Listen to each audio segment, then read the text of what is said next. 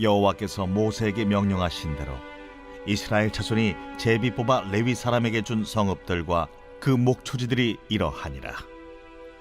유다 자손의 지파와 시므온 자손의 지파 중에서는 이 아래에 기명한 성읍들을 주었는데, 레위 자손 중 그핫 가족들에 속한 아론 자손이 첫째로 제비 뽑혔으므로 아낙의 아버지 아르바의 성읍 유다 산지 기럇 아르바 곧 헤브론과 그 주위의 목초지를 그들에게 주었고, 그 성읍의 밭과 그 촌락들은 여분네 아들 갈렙에게 주어 소유가 되게 하였더라.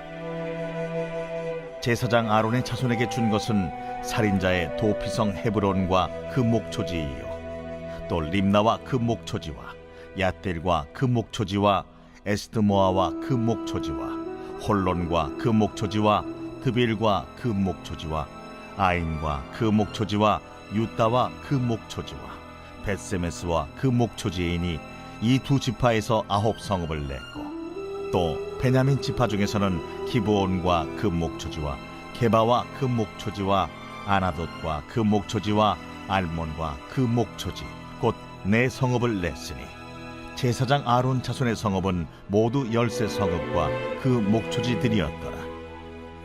레위 사람인 그핫 자손 중에 남은 자들의 가족들 곧 그핫 자손에게는 제비 뽑아 에브라임 지파 중에서 그 성읍들을 주었으니 곧 살인자의 도피성 에브라임 산지 세겜과 그 목초지이요, 또 게셀과 그 목초지와 깁사임과 그 목초지와 베토론과 그 목초지이니 4성읍이요.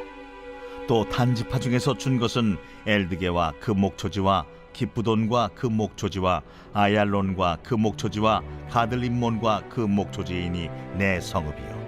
또 므낫세 반지파 중에서 준 것은 다안악과 그 목초지와 가들림몬과 그 목초지이니 2성읍이라. 그 하차손의 남은 가족들을 위한 성읍들은 모두 10성읍과 그 목초지들이었더라.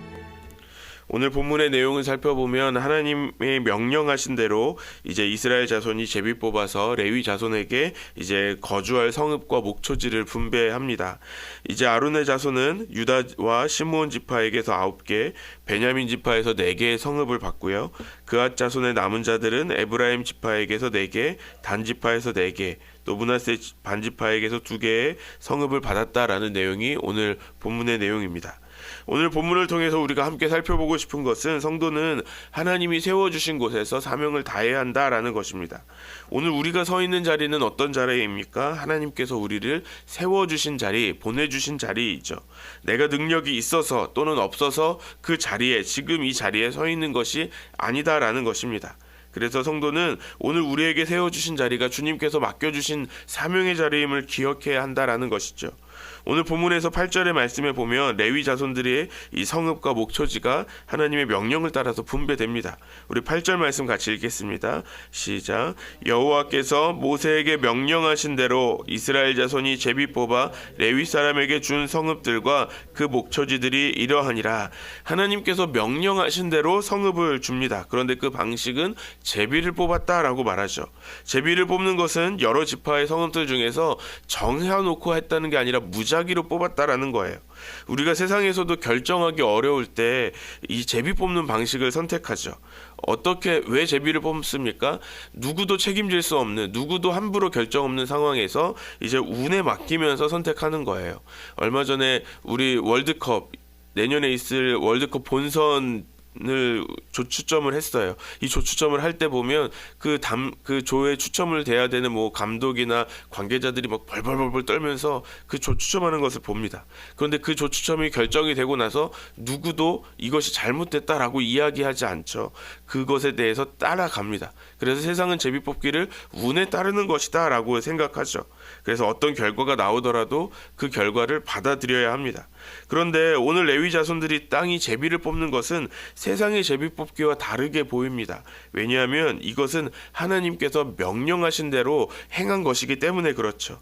오늘 성경의 제비 뽑기는 사람의 의도는 사라지고 하나님께서 역사하시는 하나님의 뜻대로만 결정되었다라는 것을 볼 수 있는 것이죠. 결국 레위 자손이 거주할 성읍과 이 목초지의 분배는 하나님의 뜻대로 결정 완성된 것이라고 볼 수 있는 겁니다. 하나님께서 인도해 주신 곳에서 이제 레위 지파의 각 자손들이 나눠져서 거하게 되었다라는 것입니다. 이제 레위 자손들은 그곳에서 이제 주님께서 맡겨주신 사명을 감당해야 하는 것입니다. 하나님은 레위 자손들을 특정한 지파에 이렇게 정하고 주신 것이 아니라 무작위로, 그러니까 하나님께서 뜻하신 대로 나누셨습니다. 하나의 지파가 나눠져서 여러 지파 가운데 들어가서 각각 섬기게 된 것이죠.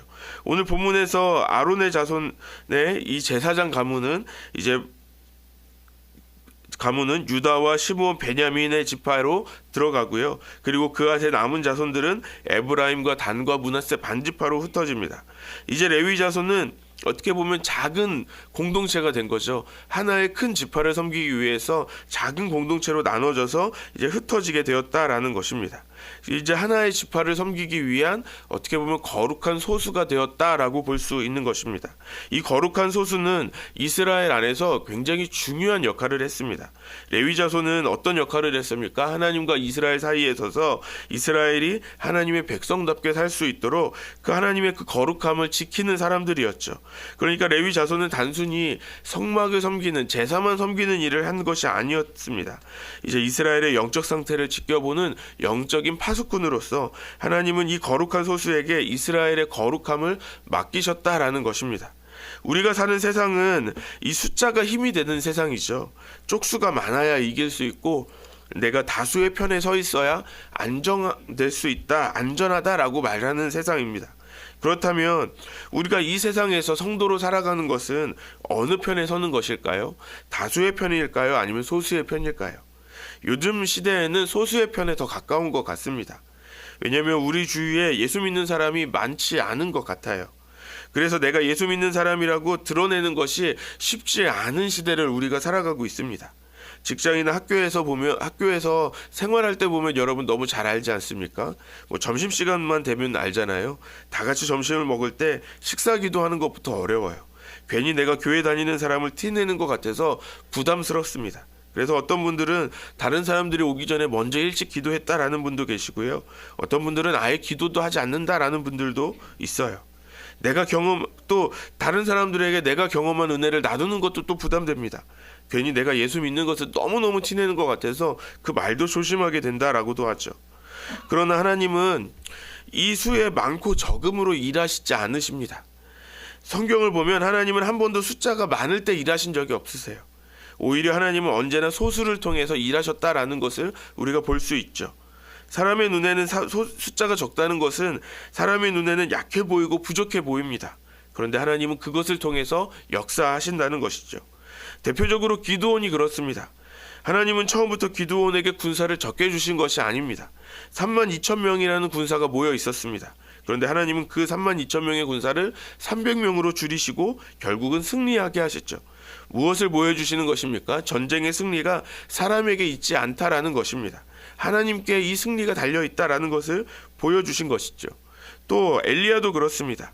엘리야는 갈멜산에서 홀로 850명의 바알과 아세라의 선지자를 맞서서 섰습니다. 1대 850이면 세상의 관점으로 보면 절대 이길 수 없는 싸움이죠. 하지만 하나님은 홀로 하나님 편에 서 있는 엘리야를 통해서 이스라엘이 섬겨야 할 분이 하나님이심을 보여주셨습니다. 하나님은 숫자가 많은 것으로 일하지 않으셨습니다. 언제나 하나님 편에 있는 소수, 하나님의 뜻에 순종하는 그 한 사람을 통해서 역사하셨습니다. 거룩한 소수가 자기에게 주어진 그 자리를 떠나지 않을 때 공동체의 거룩함이 지켜진다라는 것입니다. 오늘 우리에게 주어진 자리는 하나님께서 파수꾼으로 우리를 세워주신 자리입니다. 종교개혁자 칼빈은 이런 말을 했죠. 모든 직업은 하나님께서 부르신 거룩한 소명이다. 목회자만 성직자가 아니라는 거예요. 가정에서 아이를 돌보는 부모도, 학교에서 공부를 하는 학생도, 직장에서 일하는 우리 모든 성도가 모두가 하나님께서 세워주신 자리에서 사명을 감당해야 한다라는 것입니다. 사랑하는 여러분, 오늘 우리가 서 있는 자리는 단순히 나의 생계를 유지하기 위한 자리가 아니라는 것입니다. 하나님께서 우리를 영적인 파수꾼으로 세워주신 자리입니다. 요즘 시대에 우리 한국교회가 영향력이 작아지고 있다라고 말하죠. 대표적으로 기독교 인구가 줄어들고 있다라고 얘기합니다. 그래서 우리에게 주어진 자리에서 우리가 예수를 믿는다라고 말을 하는 사람들이 이전보다 더 줄어드는 것 같습니다. 이제 오늘날 한국 교회는 어떻게 보면 거룩한 소수가 되어 버렸습니다. 그렇다면 그래서 우리가 이 세상에 있는 것이, 이 세상에서 교회로 있는 것이 쉽지 않아졌습니다. 이전처럼 자신 있게 예수님을 소개하기도 어려운 시대가 되었죠. 그러면 이제 우리가 어떻게 해야 될까요? 이제 우리가 줄어들었으니, 작아졌으니 우리가 작아진 채로 있어야만 하는 것이 아닌 것이죠.